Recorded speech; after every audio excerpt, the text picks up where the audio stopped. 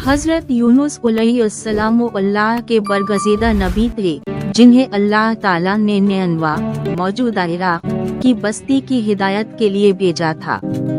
आपने कौम को अल्लाह की वहदानियत की दावत दी, मगर वो कफर व सरकशी पर डटे रहे। आपने इन्हें अज़ाब इलाही से खबरदार किया, लेकिन जब वो ईमान न लाए तो आप उनसे नाराज होकर बस्ती छोड़कर चले गए, हालांकि अल्लाह का हुक्म इंतजार करने का था।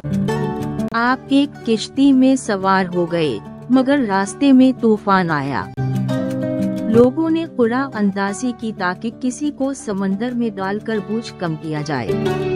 3 बार कुरा हजरत यूनुस अलैहिस्सलाम के नाम निकला, चुनाचे आपको समंदर में डाल दिया गया।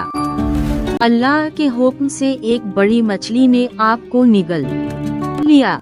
आप जिंदा तो रहे, मगर मछली के पीठ की तारीकी में कैद हो गए।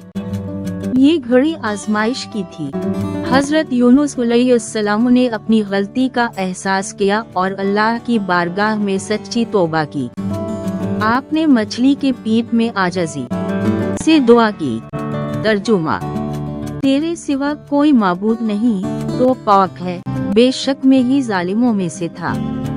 अल्लाह ने उनकी दुआ कबूल फरमाई और मछली को हुक्म दिया कि वो हजरत यूनुस अलैहिस्सलाम को साहिल पर उगल दे। वो बीमार और कमजोर थे। अल्लाह ने उनके लिए एक बेलदार दरख्त उगा दिया ताकि वो साया और खुराक हासिल कर सके।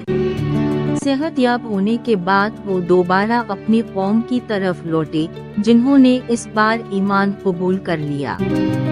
हजरत यूनुस अलैहिस्सलाम का वाक़या सबर, तौबा और अल्लाह की रहमत की अज़मत की मिसाल है। ये सिखाता है कि अल्लाह अपने बंदों की तौबा कबूल करता है और मुश्किलात के बाद आसानियाँ अता फरमाता है।